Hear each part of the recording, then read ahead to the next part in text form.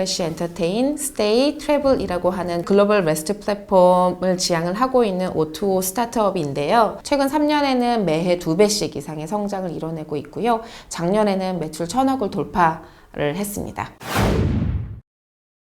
기존의 틀에 박힌 인재는 저희가 찾고 있지는 않아요. 결국은 우리가 어떤 결과를 얻어내기 위해서는 새로운 방식의 접근법이 필요한 거고, 문제를 해결한다라고 하는 거는 결국은 문제를 정의할 수 있는 사람이어야 되는 거고요. 그 문제를 새로운 방식으로 해결할 수 있는 역량이 되시는 분들이 가장 중요하고요.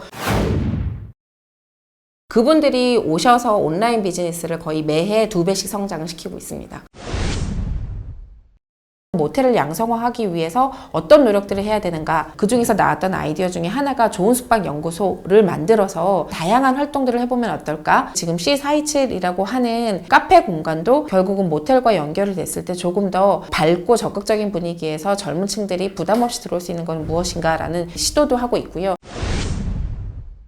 이 포지션을 지원을 하게 된 동기 중에 본인의 어떤 역량을 사실 가장 잘 발휘하기 위해서 지원하셨는지 구체적으로 말씀해 주시기 부탁드립니다. 여태까지 업무를 수행을 하시면서 가장 성공한 사례가 있다면 왜 그게 성공한 사례였는지, 그거를 성공하시기 위해서 어떻게 진행을 하셨는지 데이터를 기준으로 말씀 좀 해주시길 부탁드리겠습니다. 가장 큰 실패 사례가 있거나 가장 어려웠던 과제가 있다면 왜 그렇게 했는지에 대해서 구체적으로 말씀해 주시고요. 만약에 그걸 다시 한번 할 수 있는 기회가 있다면 어떤 방식으로 개선을 하실 것인지에 대한 답변을 부탁을 드리겠습니다.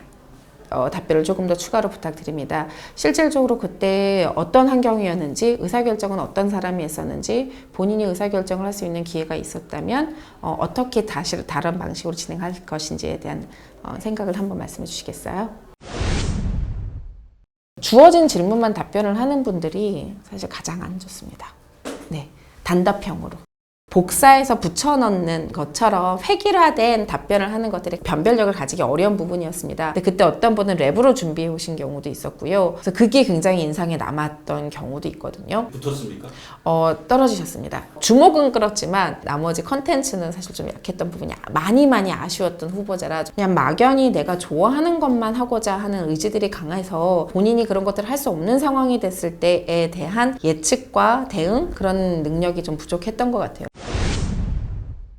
새로운 문제 해결 능력을 가지기 위해서는 정말 그 회사가 당면한 과제가 무엇인지를 굉장히 많이 리서치를 해야 되고요. 본인이 어떤 방식으로 문제를 해결할지에 대한 것들을 보여주는 것들이 굉장히 중요합니다. 우리 회사의 비즈니스 모델을 판단을 해보고 왜 이런 비즈니스 모델의 방향성을 잡았는지에 대한 질문들을 하고요. 심지어 서비스 레벨에서 어떤 개선안까지도 면접 과정 중에서 본인이 적극적으로 의견을 개진하는 분들이 있으세요. 저희가 마지막에 질문을 할 때요, 본인이 생각했던 것과 괴리가 있을 때 그 괴리가 어디서 오는지에 대한 질문들이 굉장히 구체적이고, 이 친구가 어떤 일을 하고자 하는 의지가 있는지를 잘 보여주는 사람입니다.